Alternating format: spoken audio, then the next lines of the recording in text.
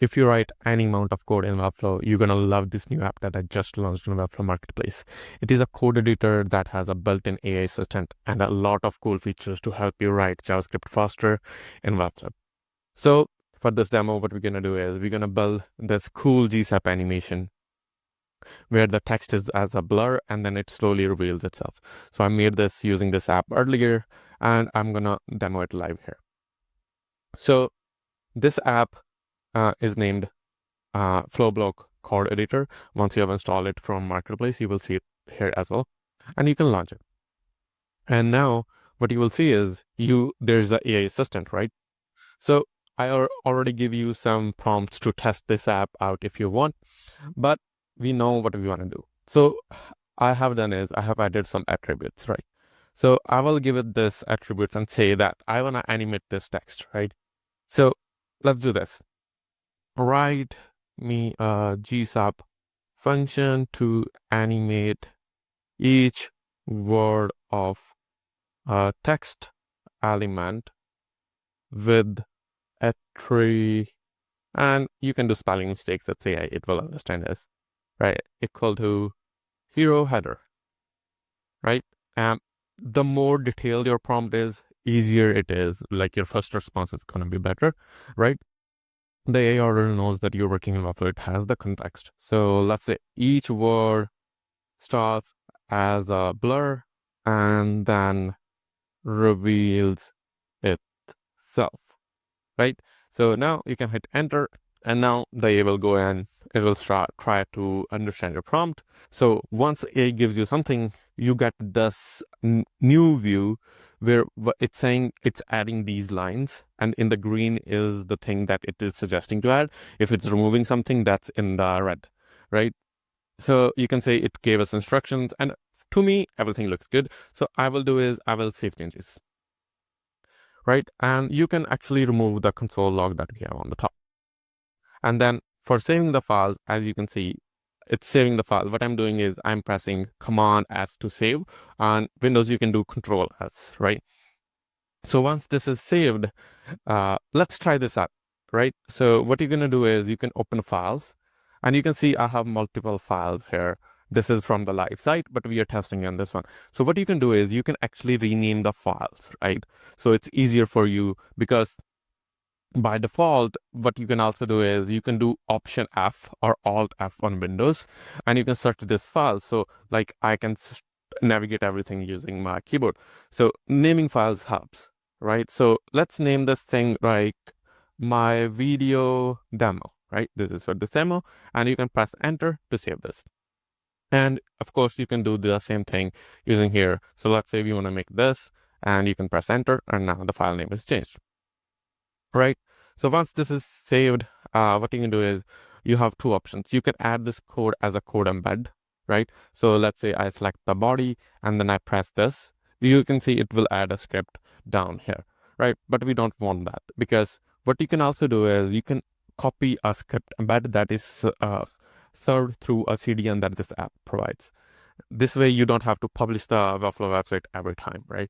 So I will press copy. And what I can do is I can come here and then I can add this around here, right?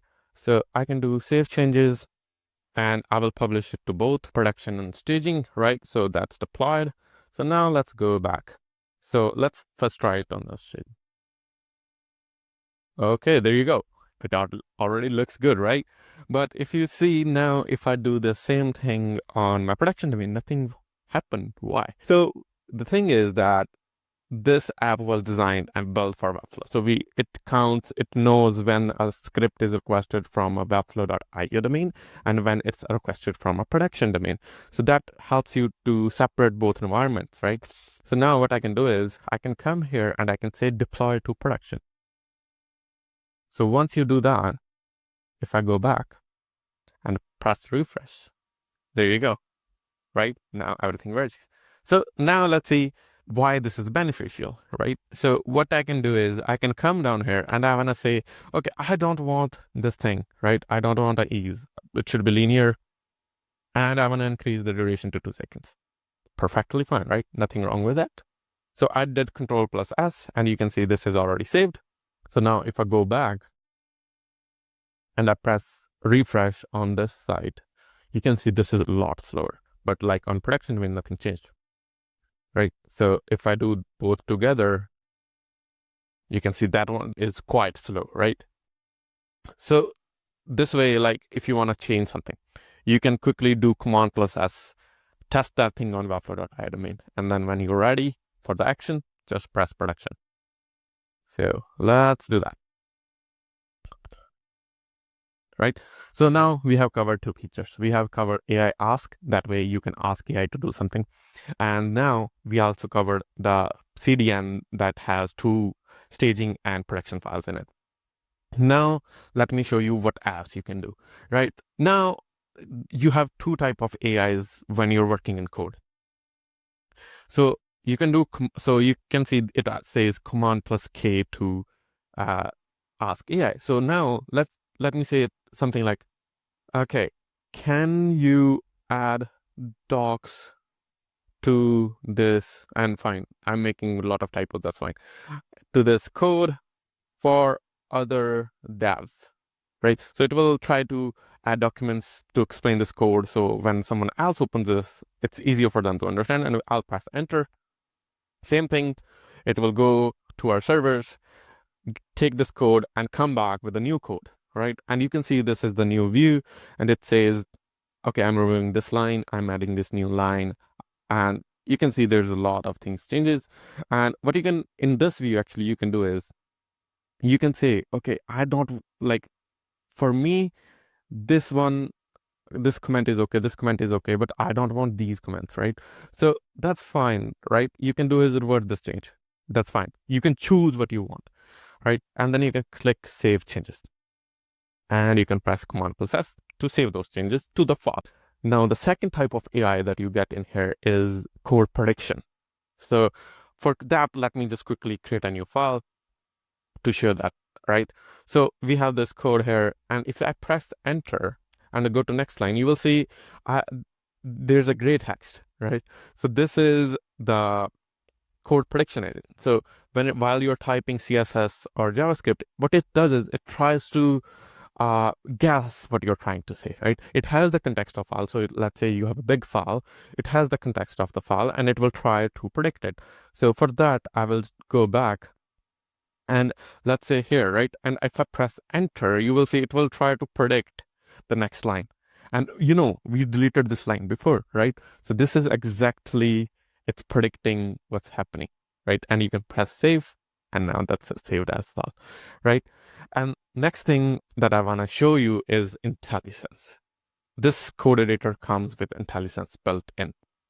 So what I mean by that, so you know, in Webflow code embed, you can't really know if you are missing a comma or a bracket, but this one helps, right? So let's say I, for some reason, missed this comma. Now there's something happening here.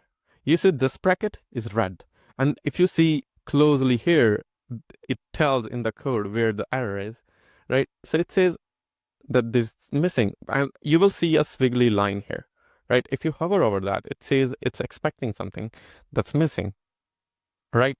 So if you bring your cursor here, right, and then see the AI code prediction agent is already telling you're supposed to have a bracket here, and if you press tab, now your code is solved, right?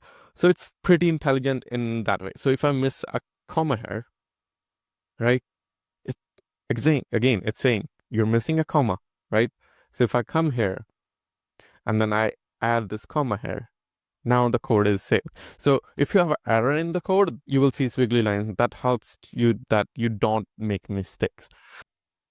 And the second example of this IntelliSense is, let's go back to our file here.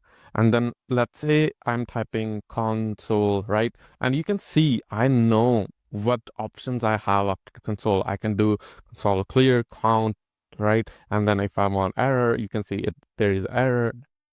And then if you hover over this, it tells you how the error is supposed to be. And then AI code prediction is, of course, filling up everything for you, right? So that's what you get with this code editor. It's like a new, better way to write JavaScript and CSS in Webflow. So what it does is it gives you AI to ask it questions, right? Ask code for you. It gives you an AI that predicts code for you, and then it gives you a CDN that allows you to have two type of files. And then the last but not least, it has IntelliSense and more features to come. So enjoy the app. If you have any feature requests, feel free to email me and or comment on this video. I'll make sure they are added to this code editor. Thank you for watching.